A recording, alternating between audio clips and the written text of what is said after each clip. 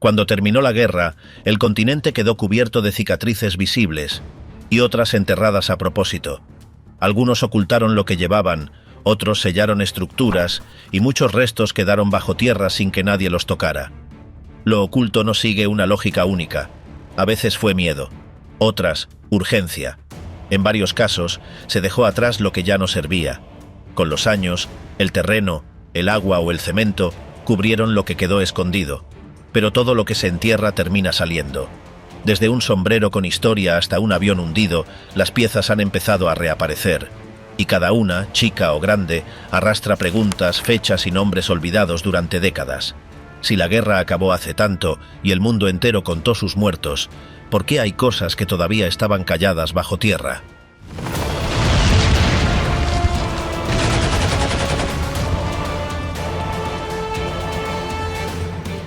El tesoro de los Finkenstein. En mayo de 2017, un adolescente polaco de 14 años llamado Patrick Lesman salió de excursión con su familia cerca del lago Jeziorak, en el noreste de Polonia. Mientras caminaba junto al agua, tropezó con algo metálico que sobresalía ligeramente del suelo. Comenzó a cavar con las manos hasta que apareció la tapa oxidada de una vieja lechera de metal. Pronto halló una segunda. Lo que parecían simples contenedores rurales escondían en su interior un conjunto intacto de objetos personales pertenecientes a una de las familias aristocráticas prusianas más antiguas de la región, los von Finkenstein. Las dos lecheras contenían una colección sorprendente de recuerdos, todos ocultos con evidente premura en los últimos meses de la Segunda Guerra Mundial.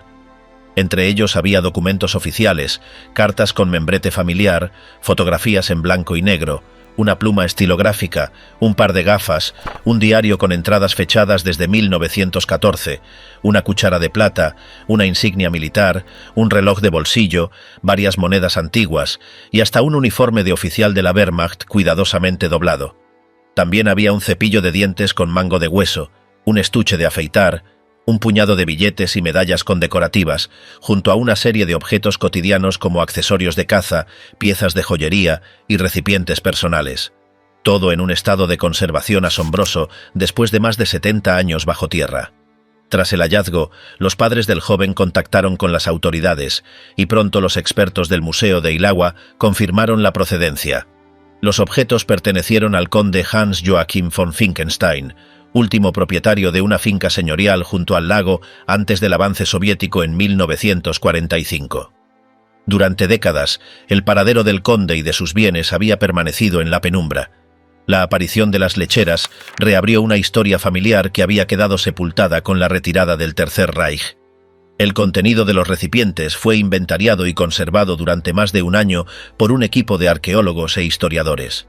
El diario del conde, redactado entre la Primera Guerra Mundial y los años finales del nazismo, proporcionó detalles de valor incalculable sobre la vida de la nobleza germana en Prusia Oriental, sus vínculos con el ejército y su visión del conflicto.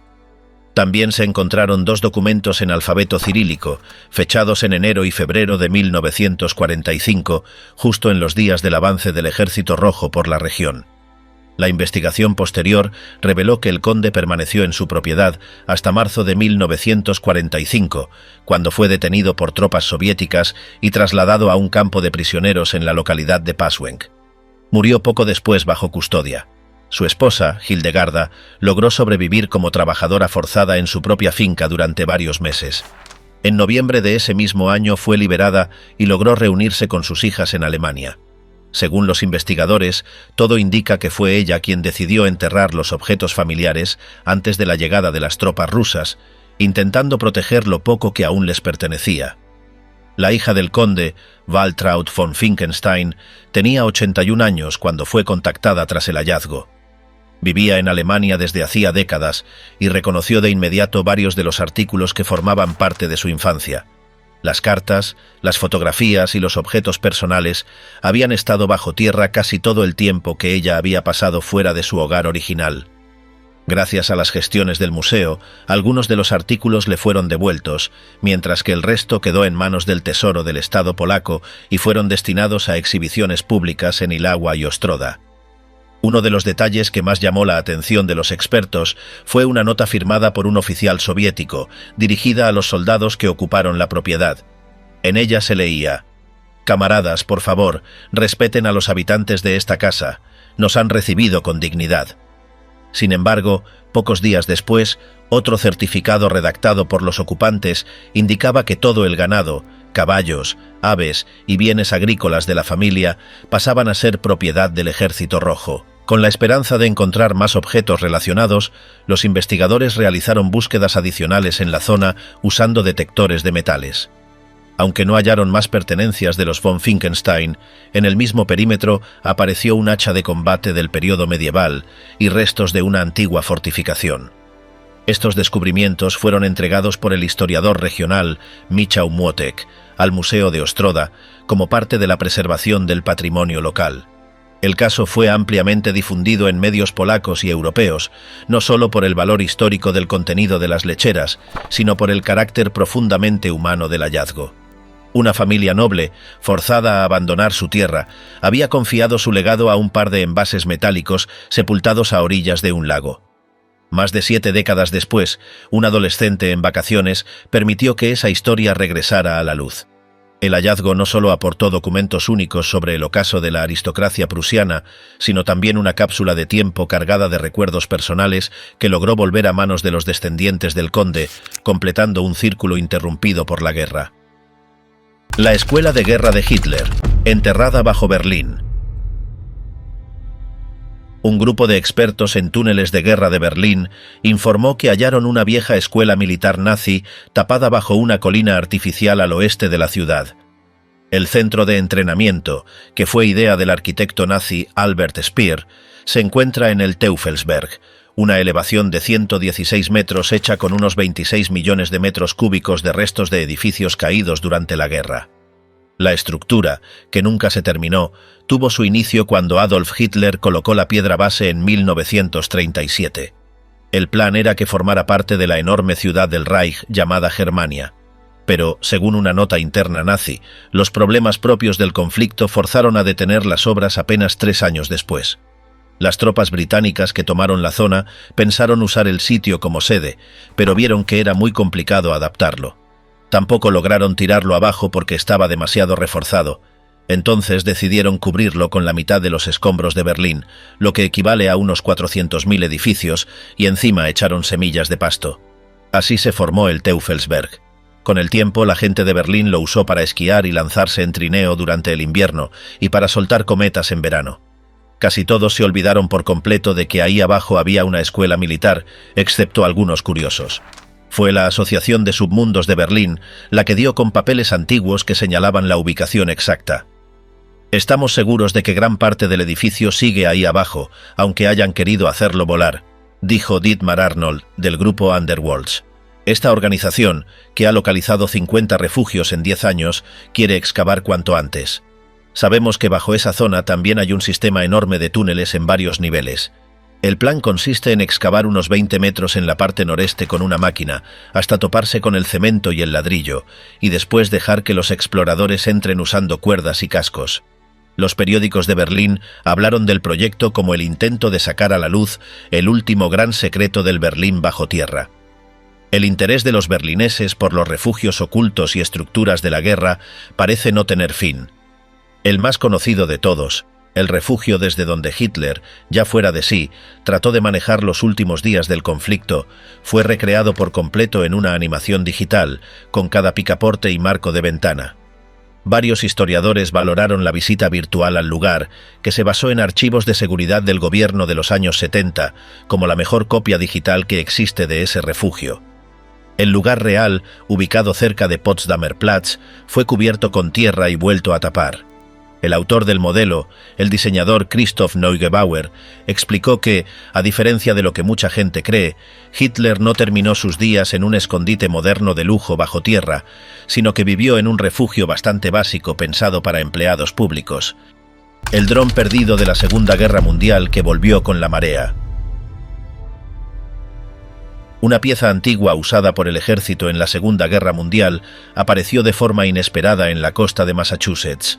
El aviso lo dio el equipo del Parque Nacional de Cape Cod, luego de que un objeto creado por humanos quedara varado en la arena de Marconi Beach. El hallazgo fue compartido en redes por el propio parque el miércoles 10 de abril de 2024. La imagen mostraba una estructura desgastada por el paso del tiempo, descansando sobre la playa, justo antes de que una tormenta pudiera arrastrarla de nuevo al mar.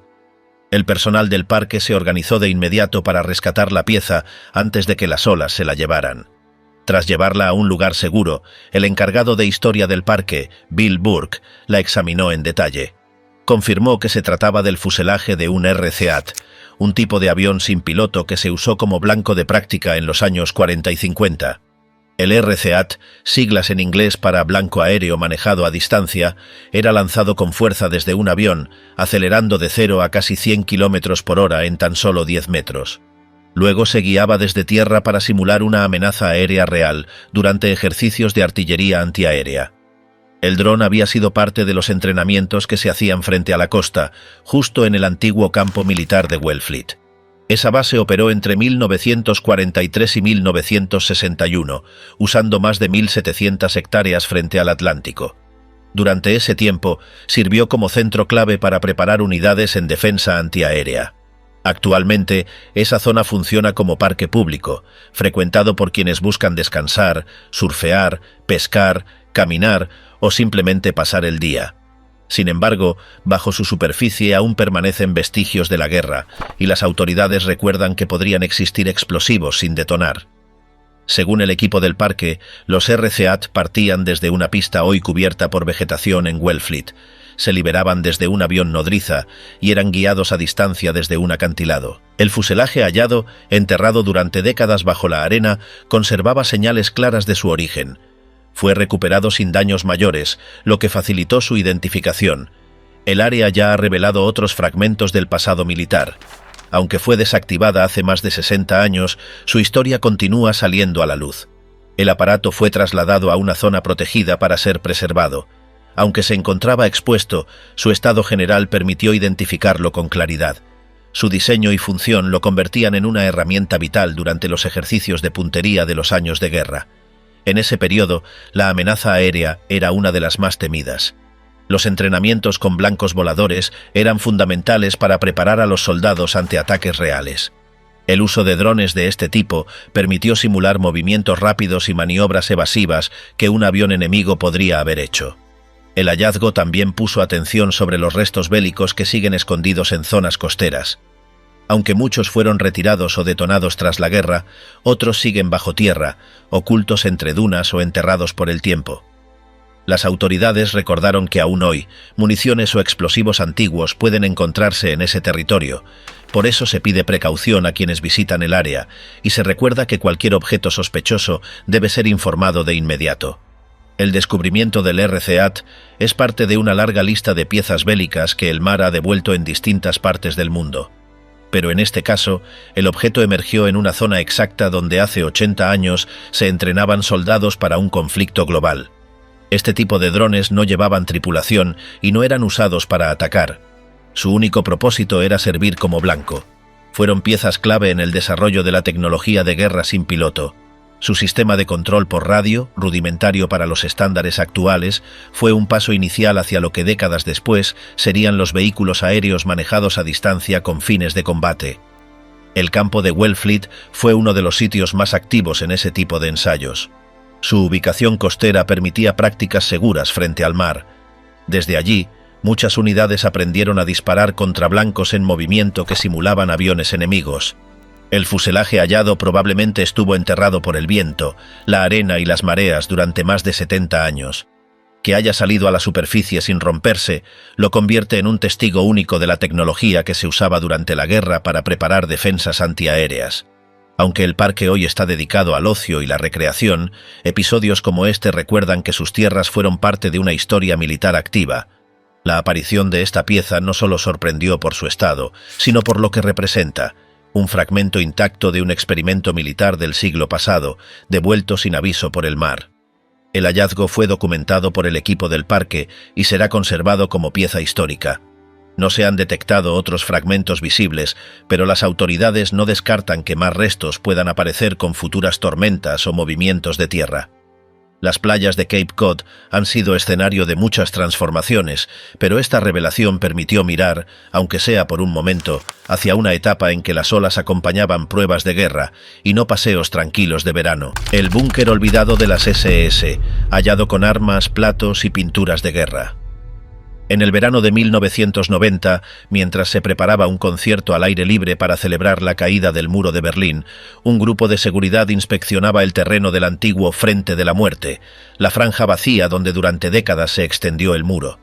En esa revisión, el personal encontró algo inesperado: el techo reforzado de un búnker nazi, oculto bajo tierra desde los últimos días de la guerra. El sitio no estaba marcado en ningún plano. Nadie había informado de su existencia, y al abrirlo, quedó claro que llevaba cerrado desde 1945. No era un simple refugio. Se trataba de una instalación construida para los conductores y guardias personales de Adolf Hitler, miembros de la unidad de escoltas de las SS. Cuando los técnicos entraron, encontraron el lugar tal como lo habían dejado sus ocupantes. En las paredes colgaban cuadros patrióticos pintados a mano, donde se veían soldados de las SS peleando para defender a mujeres y al país. Sobre las mesas había cubiertos de metal y vajilla con inscripciones. También había armamento antiguo, intacto, sin haber sido retirado. El hallazgo generó alarma. Se trataba de un espacio detenido en el tiempo. No solo había objetos originales, sino que su conservación era tan precisa que parecía recién desocupado. Los murales no mostraban derrota ni ruina, sino escenas que exaltaban a los combatientes de las SS. El lugar fue sellado de inmediato. El gobierno local temía que, al abrirlo al público, pudiera convertirse en un punto de encuentro para grupos neonazis. Sin embargo, en 1992, Alfred Kerndl, director de arqueología de Berlín, logró entrar al sitio para hacer un inventario completo de su contenido. Documentó todo con fotografías y anotaciones, desde los elementos militares hasta los objetos decorativos y de cocina. Kerndl propuso conservar el búnker tal como estaba. Alegó que su valor no estaba en glorificar nada, sino en mostrar cómo incluso los niveles bajos del régimen tenían acceso a símbolos de poder, comodidad y propaganda. Para él, los retratos pintados en las paredes revelaban más arrogancia y cursilería que grandeza. La reacción fue inmediata. Diversas organizaciones rechazaron cualquier intento de exhibir el lugar. Argumentaban que, aunque no se tratara del búnker de Hitler, se corría el riesgo de transformarlo en un sitio de culto para extremistas. La negativa fue contundente. El Museo Histórico Nacional tampoco aceptó conservar los murales o los objetos hallados. Nadie quiso asociar su nombre con esa propuesta. Finalmente, el Senado de Berlín ordenó volver a cerrar el búnker. Todo quedó enterrado, sellado bajo tierra, en la misma zona donde años más tarde se levantarían edificios de oficinas y estructuras gubernamentales. El sitio nunca fue abierto al público. El hallazgo confirmó algo que muchos arqueólogos urbanos ya sospechaban. Bajo el centro político de Berlín siguen existiendo decenas de estructuras subterráneas construidas por el régimen nazi. Algunas ya han sido localizadas, otras permanecen sin identificar. Se estima que, en el área cercana al antiguo búnker de Hitler, se construyeron al menos una veintena de refugios y túneles interconectados. El caso del búnker de los conductores fue distinto a otros por su estado de conservación. A diferencia del Führerbunker, que fue parcialmente destruido y rellenado con escombros, esta estructura fue ignorada durante décadas, lo que permitió que todo su interior se mantuviera sin alteraciones. Su contenido funcionaba como una cápsula del tiempo. La decisión de mantenerlo sellado no fue solo política. Las autoridades también consideraron el impacto psicológico que podría tener su apertura. Mostrar escenas que glorifican a las SS, incluso en un contexto crítico, podía generar reacciones imprevisibles. A eso se sumaba la falta de un enfoque claro sobre cómo tratar restos materiales del régimen sin caer en riesgos de exaltación o banalización. Para Kerndl, ocultar el sitio solo alimentaba el misterio. Su propuesta apuntaba a exponerlo con una curaduría controlada, con guías capacitados en pedagogía antifascista, como ya se había hecho en otros lugares de memoria. Argumentaba que ocultar los restos no los hacía desaparecer, y que al ignorarlos se dejaba espacio a la mitología y la especulación. A pesar de su postura, el lugar volvió a quedar cerrado. Lo cubrieron con tierra y lo integraron al terreno que posteriormente se destinó a proyectos oficiales. Hoy, nadie puede acceder a esa estructura y no existe ninguna señalización que indique lo que hubo allí. Este búnker fue una excepción. Mientras otros restos del Tercer Reich fueron convertidos en museos, como la guarida del lobo en Polonia o los búnkeres de Sosen y Marienthal, en Berlín esa opción se descartó. El centro político alemán no quiso cargar con un espacio simbólicamente tan delicado, aunque su valor histórico y documental fuera innegable. El letal submarino de Estados Unidos que reapareció intacto 80 años después. En mayo de 2024, un equipo especializado confirmó el hallazgo del USS Harder, uno de los submarinos más temidos por el Imperio japonés durante la Segunda Guerra Mundial. El casco de esta nave, hundida en 1944, fue localizado a más de 900 metros bajo la superficie del Mar del Sur de China. El descubrimiento estuvo a cargo del proyecto Lost 52, una iniciativa que busca localizar los 52 submarinos estadounidenses que desaparecieron durante la contienda. La confirmación oficial llegó desde el Comando de Historia y Patrimonio Naval de Estados Unidos, conocido como NHHC. Tras verificar los datos entregados por los investigadores del proyecto, se declaró que el submarino encontrado correspondía sin margen de duda al USS Harder. La nave yacía prácticamente intacta en el lecho marino, con la única excepción de daños visibles en su torre de mando. El hallazgo fue posible gracias a tecnología de exploración de última generación. El equipo de Lost 52, liderado por el explorador marino Tim Taylor y la especialista Christine Dennison, utilizó drones subacuáticos y técnicas de fotogrametría para mapear con precisión los restos. A partir de miles de imágenes captadas desde diferentes ángulos, se creó una reconstrucción tridimensional del submarino. Las imágenes mostraron detalles como el casco, las hélices, el puente y la torre de periscopios. La nitidez de la información visual permitió a los expertos de la Marina confirmar sin margen de error que se trataba del USS Harder. Esta embarcación entró en servicio en 1943.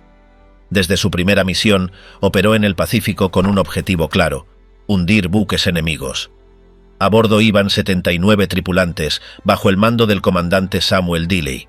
Su lema de combate era simple: golpéalos más fuerte.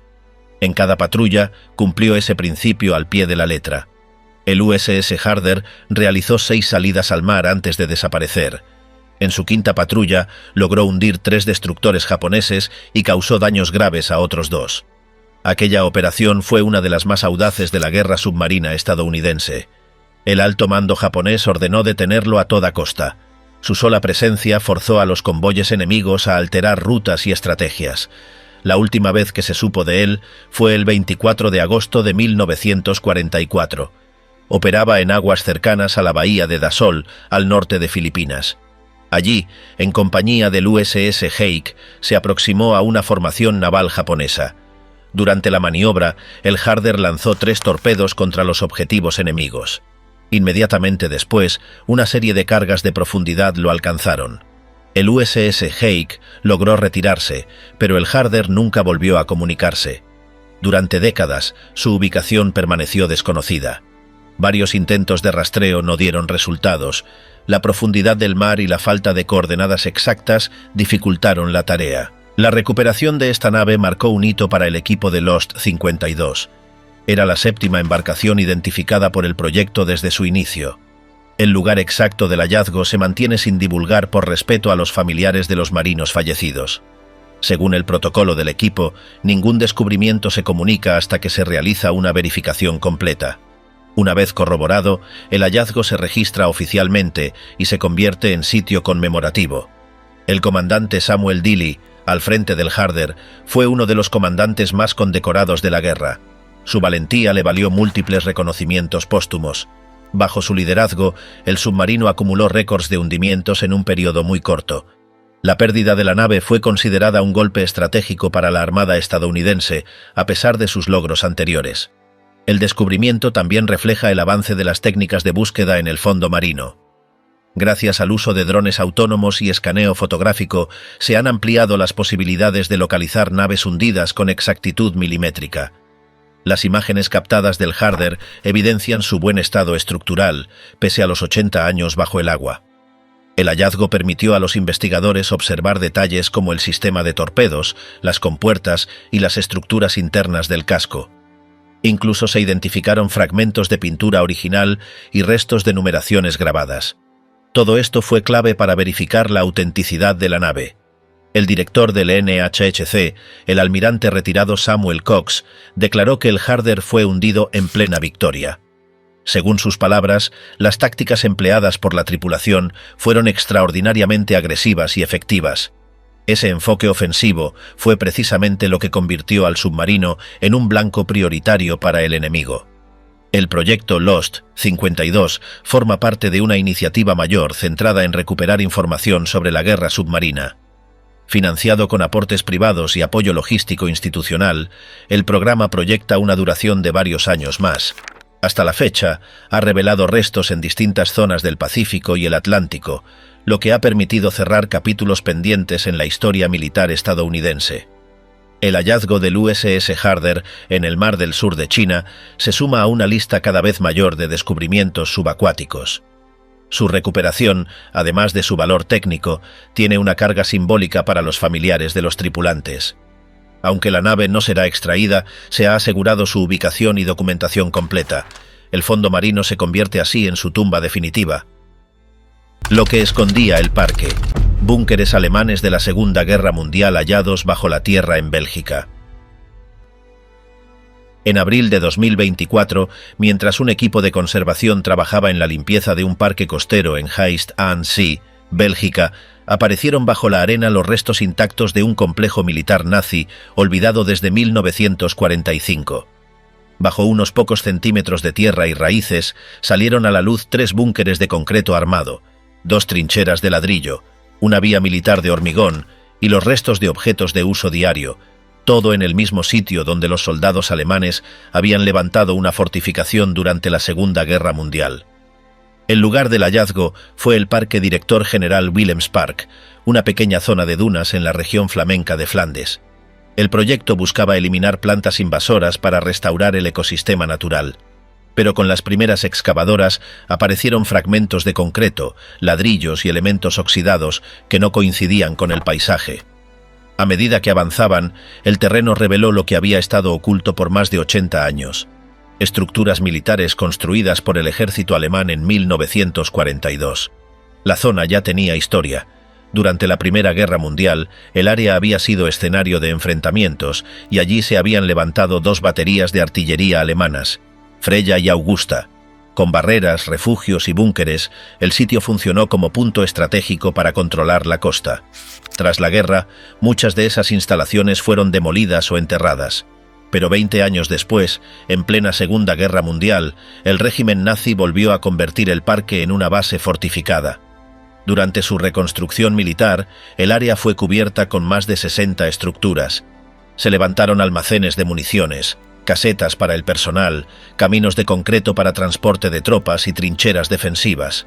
Todo con la intención de resistir posibles ataques desde el mar. Al final del conflicto, muchas de estas construcciones fueron ocultadas de manera deliberada. Las más frágiles se destruyeron y convirtieron en escombros. Las más resistentes fueron cubiertas con tierra. El hallazgo de abril de 2024 incluyó 3 búnkeres intactos.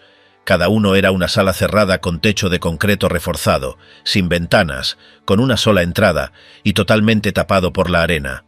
Los muros de esos refugios militares se mantenían firmes. Estaban construidos con la misma técnica usada en otras fortificaciones del muro atlántico. Junto a ellos se encontraron 2 trincheras de ladrillo en forma de zigzag. También emergieron fragmentos de una vía de concreto, por donde probablemente circulaban vehículos y soldados. Un pozo de agua construido por los alemanes aún conservaba su estructura. Entre los restos aparecieron utensilios de cocina, restos de cartuchos de munición y herramientas oxidadas.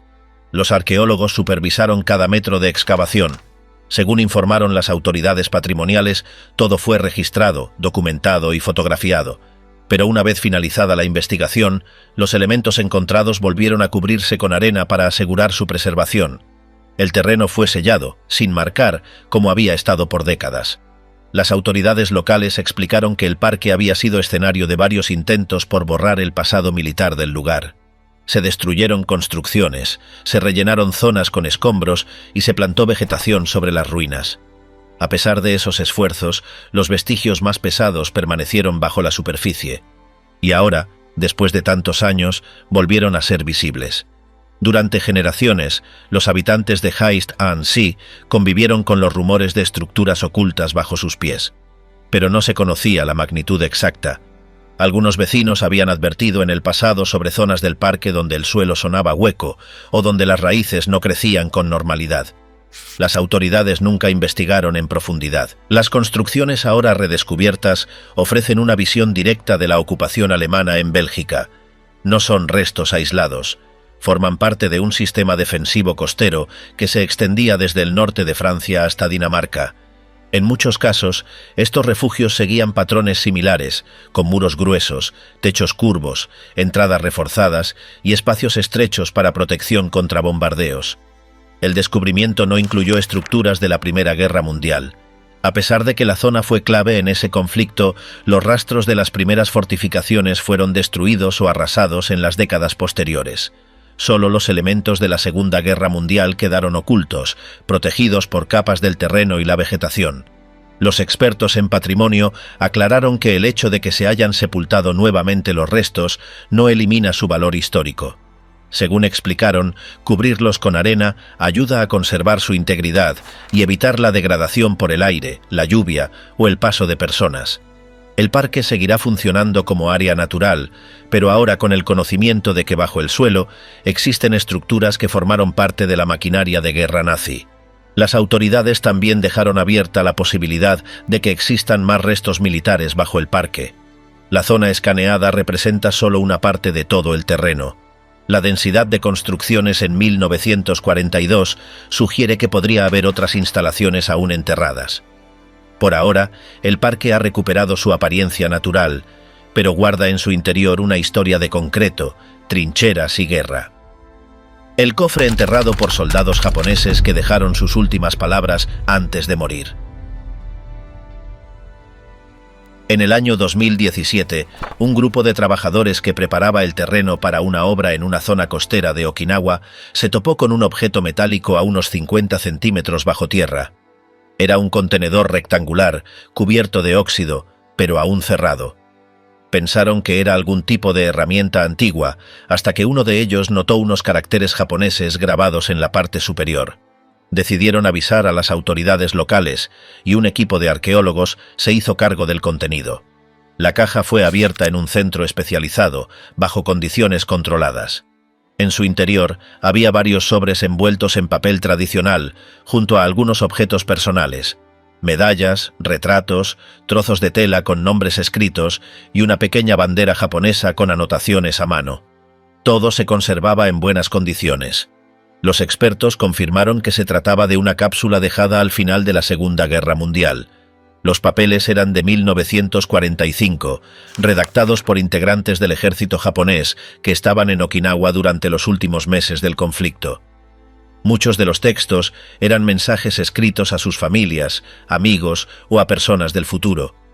Comentaban sobre el clima, sobre los combates que esperaban, sobre sus pensamientos y el deseo de que esas líneas pudieran ser leídas algún día. No eran mensajes oficiales. Eran textos personales, hechos sin ayuda, algunos con escritura rápida, otros muy ordenados. Algunos llevaban dibujos, frases cortas o versos simples. Uno decía: «Si alguien encuentra esto, entienda que actuamos según nuestras ideas. Recuerden que también sentimos miedo». Otro afirmaba: «Mi nombre es Taro, tengo 19 años, estoy dejando esto porque no sé si veré otro día». El descubrimiento llamó la atención por lo directo de su contenido. No era material propagandístico, ni reportes oficiales, ni mandatos. Eran pensamientos. Los investigadores tradujeron todo al japonés moderno y digitalizaron el contenido. Después, empezaron a contactar con instituciones que guardan registros de guerra para tratar de identificar los nombres. Se logró confirmar la identidad de 9 personas. Algunos perdieron la vida en combate, otros desaparecieron durante los enfrentamientos en Okinawa. Solo uno fue ubicado con vida. Vivía en Tokio y ya pasaba de los 90 años. Cuando le informaron sobre lo encontrado, pidió ver la caja. reconoció su escritura en uno de los papeles y aseguró que el grupo decidió enterrarla antes de recibir la orden de partir. El recipiente fue escondido bajo una losa, en lo que había sido un refugio usado por los soldados como punto de encuentro. Según explicó el veterano, en ese momento sabían que la caída del ejército era inminente y querían dejar constancia de lo que sentían. Ninguno quería que sus pensamientos se esfumaran sin dejar rastro. El descubrimiento fue registrado como uno de los hallazgos más emotivos relacionados con ese episodio. No aportaba datos de valor militar ni información secreta, pero sí mostraba de forma directa cómo vivieron esos días quienes estaban en la parte más baja del escalafón, sin filtros ni ajustes oficiales. Se organizó una muestra temporal en un museo local de Okinawa, donde se expusieron copias de los textos, junto con los elementos encontrados en la caja. También se agregó un video con el testimonio del único sobreviviente identificado, que ayudó a dar contexto al contenido. La respuesta del público fue considerable, sobre todo entre jóvenes que nunca habían oído hablar de cápsulas de este tipo. Los mensajes dejaban claro que los firmantes eran conscientes de lo que se avecinaba. Algunos incluso hablaban de sus planes si lograban regresar. Uno decía que su meta era abrir una tienda de arroz, otro mencionaba que quería casarse con una vecina del barrio. Eran planes sencillos, guardados junto a un conflicto que acababa con todo. Más allá del interés arqueológico, el contenido de la caja permitió mostrar una faceta menos visible del conflicto. No la de los mandos ni la de los enfrentamientos masivos, sino la de los jóvenes alistados que escribieron unas líneas para no quedar en el olvido. El avión hundido de Frank Moody. Rescate en las aguas del Hurón. Un grupo de buzos estuvo explorando durante varios años las profundidades heladas del lago Hurón, frente a la costa del estado de Michigan. Su objetivo era recuperar los restos de un avión militar que se estrelló en 1944. El piloto era el teniente Frank Moody, integrante del escuadrón de combate formado exclusivamente por aviadores afroamericanos conocidos como los Tuskegee Airmen. El lugar del accidente fue ubicado a unos 90 kilómetros al noreste de Detroit, cerca de Port Huron. El avión siniestrado era un Bell P-39 Airacobra, que había sido utilizado durante ejercicios de entrenamiento en plena guerra. El fuselaje permaneció sumergido durante casi 80 años hasta que en 2014 fue finalmente localizado. Durante las inmersiones, el equipo de rescate logró extraer la hélice perforada por balas, un conjunto de piezas desintegradas y, más recientemente, el motor del aparato, que pesaba alrededor de 540 kilogramos. Esa pieza principal fue hallada a unos 9 metros bajo la superficie, incrustada entre sedimentos y cubierta por moluscos. El hallazgo fue posible gracias al trabajo conjunto del Museo Nacional de los Grandes Lagos y el Museo Histórico Nacional de los Tuskegee Airmen, ubicado en el aeropuerto Coleman Young de Detroit. El plan es conservar todas las piezas y exhibirlas en ese mismo espacio, como parte de una muestra permanente sobre la historia del escuadrón. La recuperación del motor marca uno de los hitos del proyecto. Al ser subido a la superficie, fue inmediatamente sumergido en una solución química para frenar su deterioro y comenzar el proceso de restauración. Según explicó la conservadora principal, el estado de conservación es excepcional, ya que el avión cayó en aguas poco profundas y dulces, lo que ayudó a preservar mejor el metal. Las primeras pistas sobre el accidente apuntan a una falla en la sincronización del armamento. El día 11 de abril de 1944, el joven piloto de 22 años realizó una maniobra de disparo mientras volaba sobre el lago. Las balas impactaron directamente contra la hélice, desestabilizando el aparato hasta hacerlo caer en picada. Su cuerpo fue encontrado meses después en la orilla. A pesar de que su muerte fue registrada, los restos del avión quedaron esparcidos en el fondo del lago sin ser recuperados hasta varias décadas después. En 2018, el Estado autorizó oficialmente las labores de rescate arqueológico. Desde entonces, se han recuperado componentes como la cola, medidores de cabina, municiones, motores auxiliares y parte del tren de aterrizaje. El arqueólogo marítimo a cargo, Wayne Lusardi, aseguró que el avión se encontraba completamente fragmentado, con piezas distribuidas en una franja de más de 800 metros. Las condiciones del fondo lacustre permitieron que muchos componentes se mantuvieran en buen estado, lo cual facilitará su restauración. Aún así, buena parte del aparato sigue bajo el agua. Cada hallazgo ha sido minuciosamente cartografiado para documentar su localización exacta. Esta información será usada en futuras tareas de montaje y exposición. Los trabajos son realizados por equipos de buceo especializados en rescate subacuático, que siguen protocolos de conservación histórica avalados por el Departamento de Recursos Naturales del Estado. Además del valor arqueológico, el hallazgo tiene una fuerte carga simbólica. Frank Moody fue uno de los 15 miembros del escuadrón que murieron en Michigan durante sesiones de entrenamiento. De ese grupo, 5 perdieron la vida en el lago Hurón y 1 más en el río St. Clair. Todos ellos formaban parte del contingente segregado que combatió por Estados Unidos en medio de la discriminación racial. En 2021 se inauguró un monumento conmemorativo en honor a esos aviadores. Está ubicado cerca del puente internacional Blue Water, en Port Huron. El objetivo es rendir homenaje a sus sacrificios y visibilizar su papel durante la guerra. El director del Museo de Detroit explicó que el objetivo a largo plazo es reunir fondos para construir un edificio nuevo donde puedan exhibirse aviones completos y otros objetos asociados con el legado de los Tuskegee Airmen. El motor del P-39 será una pieza central en ese recorrido histórico. Durante la Segunda Guerra Mundial, estos pilotos fueron enviados a misiones de combate en Europa. Su unidad se ganó el respeto por su habilidad y eficacia en el aire, pese a las limitaciones impuestas por la segregación. Entrenaron primero en Alabama, pero Michigan fue uno de los estados usados como zona de instrucción avanzada. El hallazgo del avión completa una narrativa menos conocida de su historia: las pérdidas en territorio estadounidense durante los entrenamientos. Hasta el momento, se estima que hay al menos 3 aviones más en el fondo del lago Hurón vinculados a esta unidad, según el grupo Diving with a Purpose, dedicado a la historia marítima afroamericana. Las tareas de recuperación seguirán mientras el clima lo permita. El equipo espera poder extraer más fragmentos estructurales en los próximos años. Cada pieza será restaurada y documentada como parte de un esfuerzo por reconstruir los hechos que rodearon la tragedia. Una vez finalizado el proceso, el museo presentará una exposición que recorrerá desde los entrenamientos en Michigan hasta el impacto en combate en el extranjero. También se incluirán testimonios, uniformes y fotografías del escuadrón. Será la primera muestra integral sobre su paso por el estado y los sacrificios realizados fuera del campo de batalla. El monstruo de hormigón, enterrado en Francia.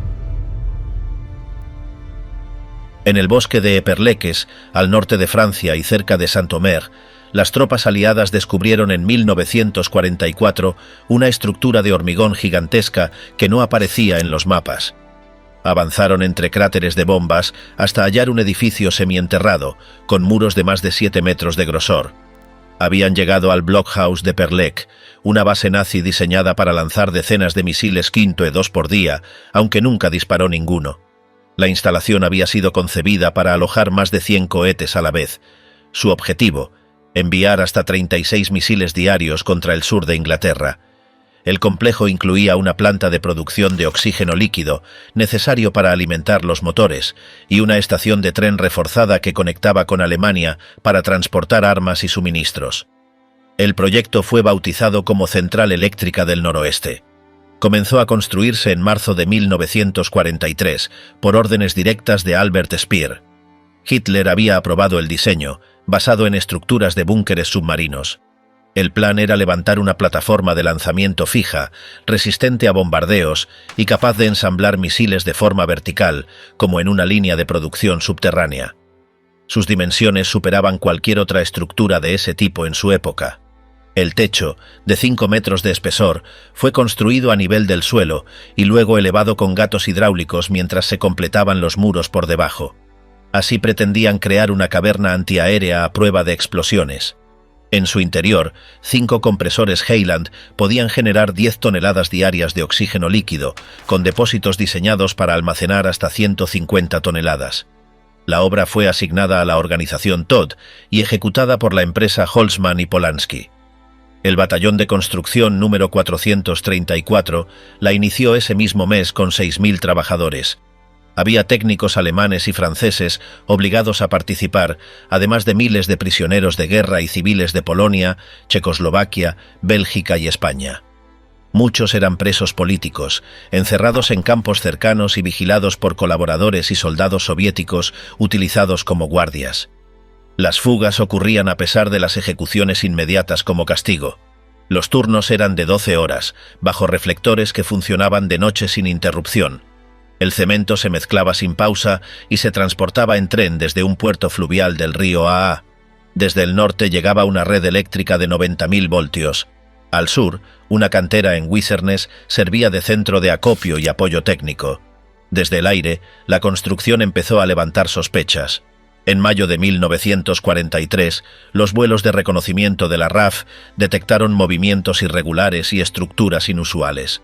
Aunque los servicios secretos aún no sabían para qué se construía exactamente, su magnitud era alarmante. El 6 de agosto, un comité militar británico ordenó atacarla de inmediato. El primer bombardeo ocurrió el 27 de agosto. 187 aviones lanzaron más de 300 bombas sobre el bloque de hormigón recién vertido. El daño fue grave. El cemento se endureció de forma caótica, atrapando andamios y volviendo inutilizable gran parte del edificio. Murieron cientos de obreros forzados. El cambio de turnos, planeado para evitar víctimas, no fue suficiente para reducir las bajas. Los ataques continuaron durante semanas.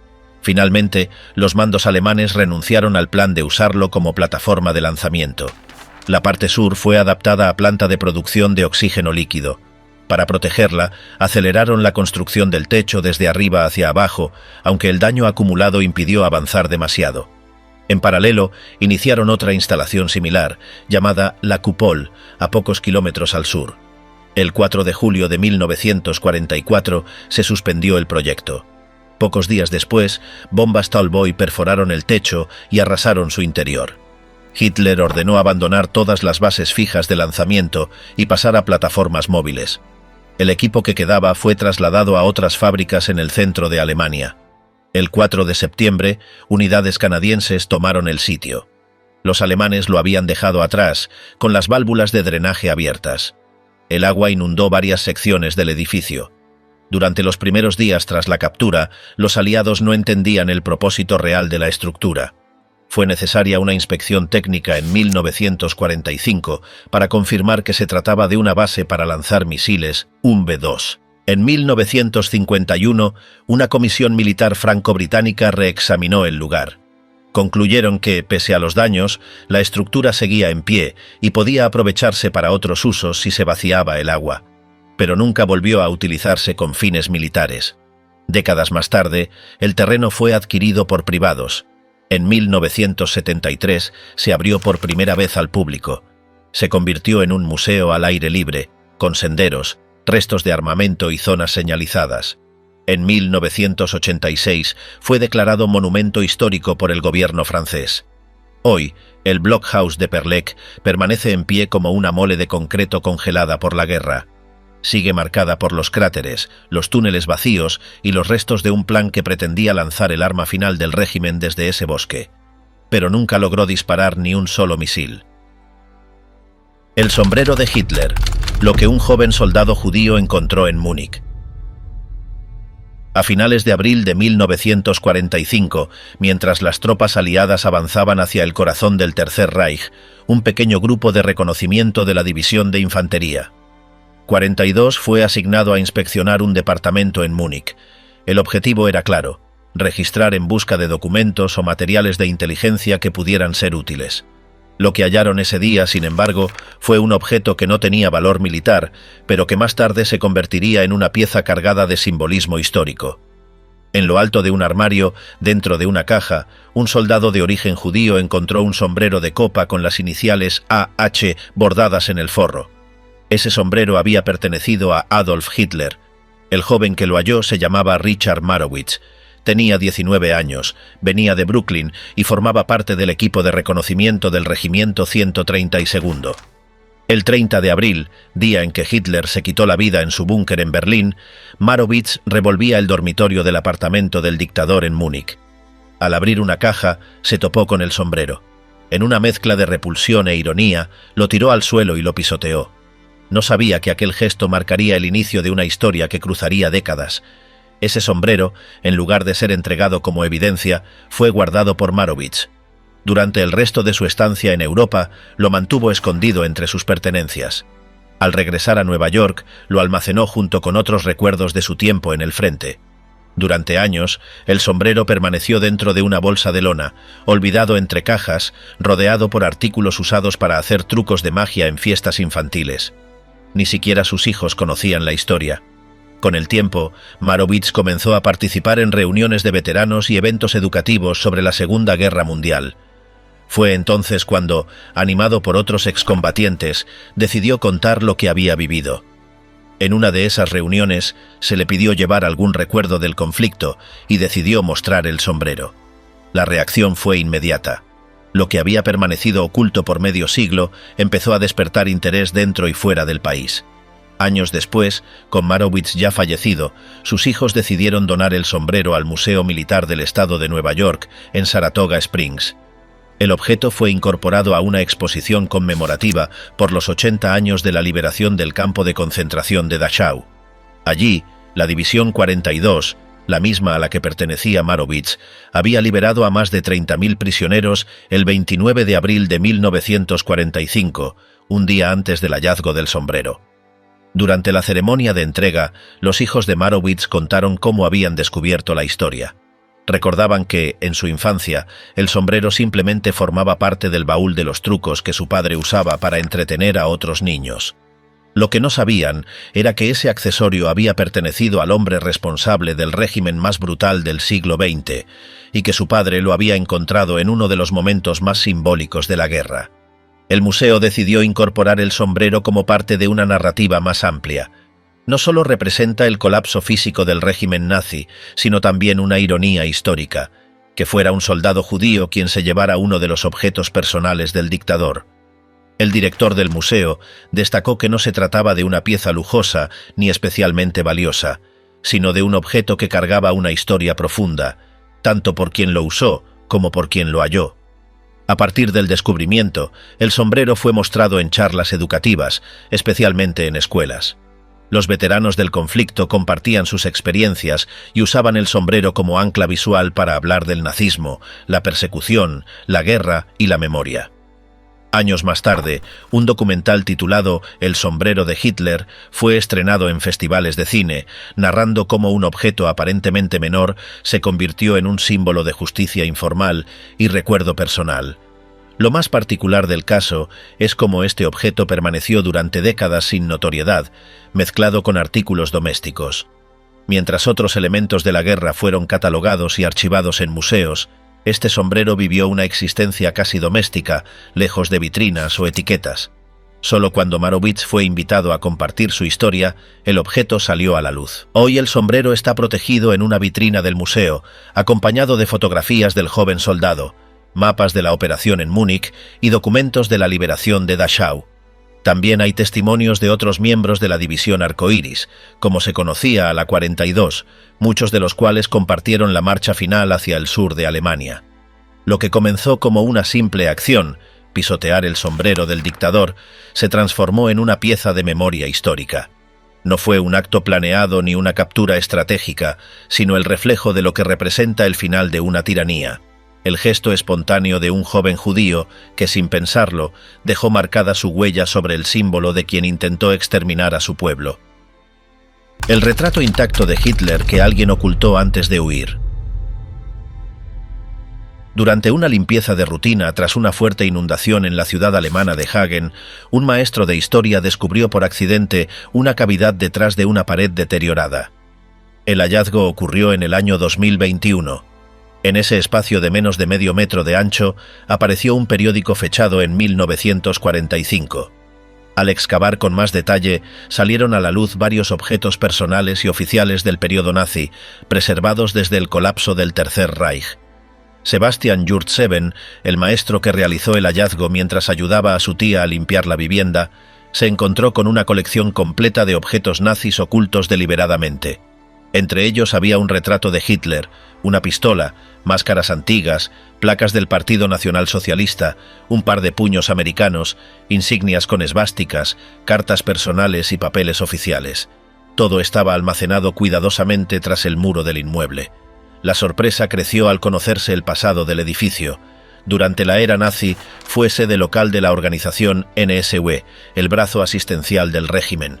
Aunque la familia del maestro había adquirido la propiedad en los años 60 sin conocer su historia previa, los indicios apuntaban a que en abril de 1945, mientras las tropas aliadas avanzaban hacia la ciudad, miembros del NSU escondieron estos materiales con prisa, intentando borrar cualquier rastro comprometedor. El director del Archivo Municipal de Hagen, Ralph Blank, señaló que los objetos fueron escondidos durante el colapso del régimen y permanecieron inalterados hasta el hallazgo propiciado por la reciente inundación. Algunas piezas aportan detalles concretos del uso que se daba a las oficinas. Los puños americanos, por ejemplo, probablemente fueron utilizados por milicianos nazis en enfrentamientos callejeros con grupos comunistas. Las placas con esvásticas e insignias del NSU estaban almacenadas junto a estos objetos en lo que pudo ser una especie de altar simbólico o rincón de conmemoración dentro del despacho principal. Entre los materiales también apareció una carta de amor escrita en 1905, dirigida a una joven llamada Hedwig Widey.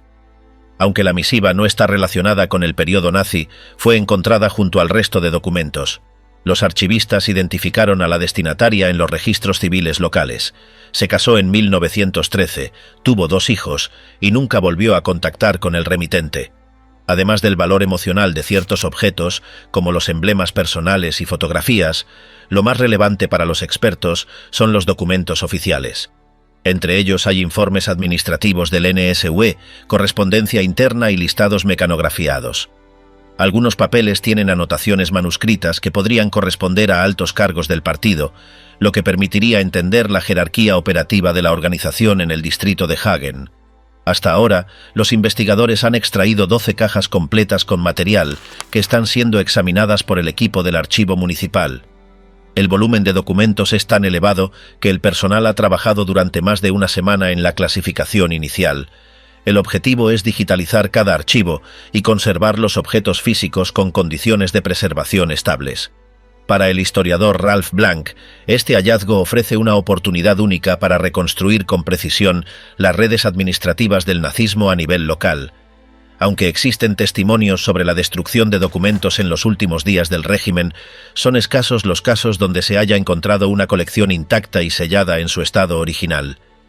El edificio había sido la sede local del NSU, cuya operativa en Renania del Norte-Westfalia ahora puede analizarse con los documentos hallados. El NSU fue responsable de organizar programas de asistencia social, operar guarderías, distribuir bienes requisados a familias judías y promover actividades del partido. Los registros encontrados podrían arrojar luz sobre la forma en que se ejecutaban estas tareas, las personas implicadas y la circulación de recursos. También existe la posibilidad de hallar evidencias directas sobre la administración de bienes confiscados, en especial muebles, ropa y objetos domésticos. El uso de ese tipo de espacios como escondite se volvió común en los últimos meses del conflicto, especialmente en regiones que esperaban una ocupación inminente. En este caso, los documentos no solo fueron ocultados con rapidez, sino también con cierto método. Todo fue embalado y cubierto por una pared falsa, lo que sugiere que se trató de una acción concertada y no de un simple abandono. Los archivos también conservan detalles del entorno simbólico que rodeaba al personal. Algunos sobres llevan frases ideológicas en el membrete, mientras que los sellos usados presentan emblemas del partido. Las fotografías halladas incluyen retratos en uniforme, desfiles locales y reuniones partidistas, todo ello fechado entre 1936 y 1944. Este tipo de hallazgos no solo aporta datos para la investigación académica, sino que también ofrece elementos concretos que pueden ser usados en exposiciones educativas. El archivo de Hagen planea exponer parte del contenido en una muestra temporal, acompañada de paneles informativos que contextualicen el rol del NSU en el aparato estatal nazi. Oświęcim y los 400 objetos que el nazismo no logró destruir.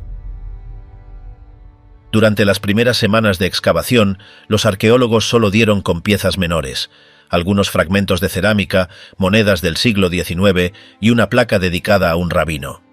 Pero a mediados de junio de 2004, todo cambió.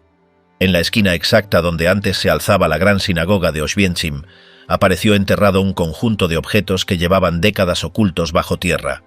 En total, más de 400 piezas que habían formado parte del mobiliario y la vida ritual de la comunidad judía local antes del inicio de la guerra.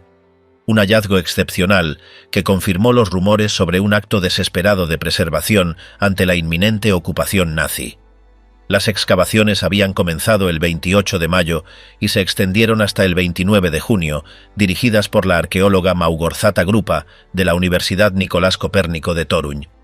El trabajo fue impulsado por los testimonios de quienes recordaban haber visto cómo, al conocerse el estallido del conflicto, varios miembros de la comunidad judía ocultaron cajas metálicas en los cimientos del templo.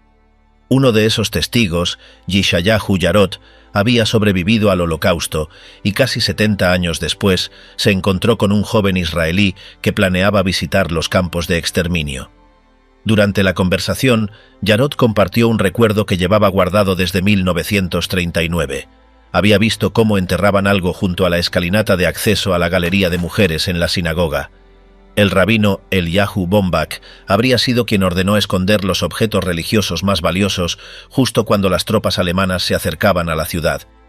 En la reconstrucción de los hechos, los arqueólogos determinaron que el entierro se realizó a 1 metro de profundidad y que los objetos fueron desmontados antes de ser ocultados. Yarot incluso dibujó un croquis del lugar para facilitar la búsqueda. Aquel mapa fue la base para los primeros sondeos. Sin embargo, las 2 primeras zonas excavadas no arrojaron resultados. Fue recién al ampliar la exploración a todo el perímetro de los cimientos cuando en la última semana el equipo dio con el escondite original.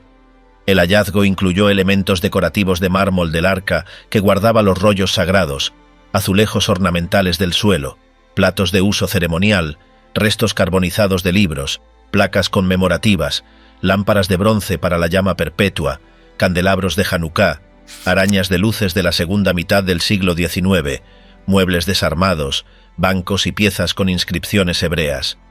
Varios objetos presentaban señales de haber sido desmontados apresuradamente. Otros, como los fragmentos quemados de textos religiosos, confirmaban que algunos elementos habían sufrido daño por fuego antes de ser enterrados, o tal vez como consecuencia de la destrucción del edificio.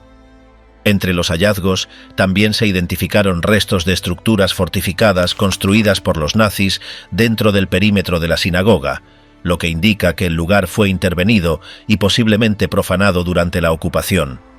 La excavación no solo permitió recuperar ese legado, sino que también documentó por primera vez los cimientos originales de la primera sinagoga de madera levantada en el lugar. El terreno había sido devuelto poco antes a la comunidad judía local, gracias a la ley de restitución aprobada en 1997. El impulso final lo dieron 2 civiles israelíes, Sharif Nornberg, el joven que escuchó el testimonio de Yarot, y el cineasta Yahali Gat, que se encargó de documentar todo el proceso en el documental titulado Un tesoro en Auschwitz. El material recuperado fue trasladado al centro judío de Auschwitz, en Oswiecim, donde fue inventariado, restaurado y preservado. Algunas piezas se integraron a la exposición permanente del museo, incluyendo una lámpara de bronce completa, fragmentos de candelabros, partes del mobiliario original y decoraciones de mármol. La recuperación, que duró 4 semanas, se convirtió en una de las excavaciones arqueológicas más significativas relacionadas con el patrimonio judío oculto durante la guerra. Según otros relatos, los rollos de la Torá no fueron enterrados junto a los objetos recuperados, sino que podrían haber sido escondidos en el cementerio judío de la ciudad, aunque ese punto no ha sido confirmado. La ausencia de esos manuscritos no disminuyó la magnitud del descubrimiento. El operativo fue financiado por la Conferencia sobre Reclamaciones Materiales Judías contra Alemania y por aportes privados. La coordinación entre arqueólogos, activistas y sobrevivientes resultó clave para dar con el sitio exacto, apenas días antes de que concluyera el plazo estipulado para las obras. Entre los colaboradores también estuvieron Adam Drucks y Lolek Lehrer, antiguos vecinos judíos de Oswiecim, residentes en Israel, quienes aportaron datos y apoyo durante la filmación. El tesoro de Oswiecim no solo devolvió a la comunidad piezas de gran valor material y espiritual, sino que evidenció un intento real y planificado de proteger lo que representaba la identidad colectiva de una comunidad amenazada. La recuperación de esos objetos, muchos de ellos en estado frágil, permitió reconstruir con precisión aspectos del culto y de la vida religiosa judía justo antes del inicio de la ocupación. Cada objeto rescatado funciona hoy como testimonio tangible de lo que se intentó preservar frente a una amenaza inminente. La exposición continúa abierta en el centro judío de la ciudad y mantiene vivos los nombres, las prácticas y los espacios que marcaron a generaciones enteras. Todo comenzó con un recuerdo aislado, un dibujo hecho a mano, una búsqueda incansable y una sinagoga desaparecida que aún guardaba, bajo tierra, los restos de una historia detenida en 1939. Sobibor, el hallazgo de los objetos que los nazis intentaron borrar. Durante unas excavaciones en el antiguo campo de exterminio de Sobibor, en Polonia, un equipo de arqueólogos descubrió los restos de un edificio donde los prisioneros eran obligados a desnudarse y raparse antes de ser llevados a las cámaras de gas. En medio de los cimientos aparecieron pertenencias personales que permanecieron ocultas durante décadas bajo el suelo de madera. Las piezas, pequeñas y frágiles, cayeron entre las tablas antes de que el edificio fuera destruido y el campo cubierto de árboles para borrar su existencia. Sobibor fue uno de los principales centros de exterminio operados por el régimen nazi entre la primavera de 1942 y el otoño de 1943. Más de 200.000 personas fueron asesinadas en sus instalaciones. El 14 de octubre de 1943, un grupo de prisioneros protagonizó una revuelta que permitió la fuga de algunos internos. Poco después, Heinrich Himmler ordenó cerrar el campo y destruirlo por completo. Se derribaron los edificios, se removieron los restos y se sembraron árboles en el terreno. Durante más de 6 décadas no quedaban rastros visibles del lugar. Las excavaciones arqueológicas comenzaron en 2007, bajo la supervisión de los investigadores Joram Jaimi, Wojciech Mazurek e Ivar Schute. Su trabajo permitió localizar la plataforma donde llegaban los trenes cargados de deportados, las bases de las cámaras de gas y zonas utilizadas para desvestir a los prisioneros antes de ser ejecutados. Fue en ese punto, conocido como el Camino al Cielo, donde surgieron los objetos más reveladores. Bajo la tierra aparecieron artículos que los prisioneros llevaban consigo en los últimos minutos de su vida.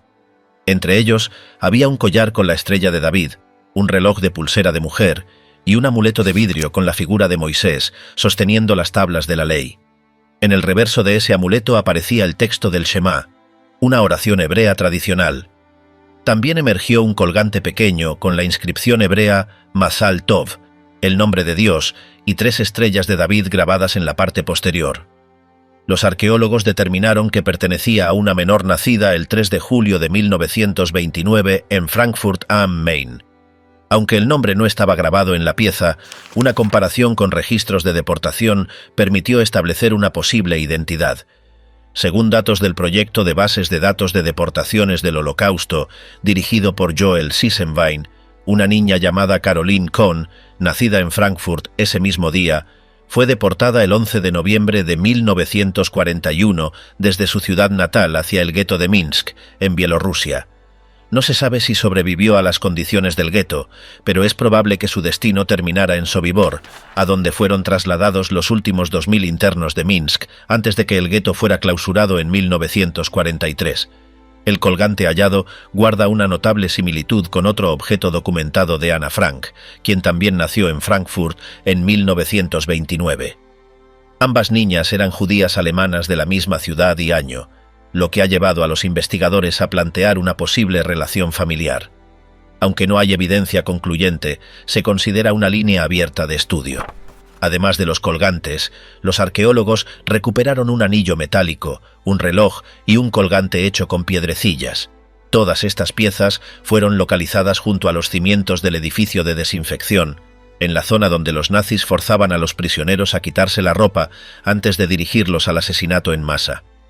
Los objetos habían quedado atrapados en las grietas del entarimado, ocultos por décadas y protegidos del deterioro por la cobertura de tierra y vegetación con que se intentó borrar la historia del lugar. También fueron encontrados restos del equipo mecánico usado para desmantelar el campo tras la revuelta. El descubrimiento de estos dispositivos confirmó que el desmonte fue metódico, con maquinaria especializada y planificación estructurada. Los nazis no dejaron ruinas, sino un terreno cuidadosamente tapado. Este intento de desaparición total fue revertido parcialmente gracias a la arqueología forense, que permitió reconstruir la topografía del campo y rescatar fragmentos de la historia silenciada. Todos los objetos fueron documentados por la Autoridad de Antigüedades de Israel en colaboración con Yad Vashem. Las piezas pasaron a formar parte del archivo de estudio del Holocausto y varias de ellas se exhibieron públicamente en exposiciones temporales. El hallazgo no solo aportó evidencia material del funcionamiento del campo de exterminio, sino también un vínculo humano concreto con las víctimas. Al descubrir estas pertenencias, los arqueólogos rescataron la identidad y la memoria de personas concretas que pasaron por Sobibor en sus últimas horas de vida. El trabajo realizado en el terreno de Sobibor ha sido uno de los pocos que logró documentar con precisión los detalles del proceso de exterminio en este campo específico. La mayoría de los edificios fueron demolidos por completo y su estructura se perdió. Gracias a la labor de estos investigadores, se pudo reconstruir el trazado original de los caminos internos y los procedimientos usados por los oficiales nazis.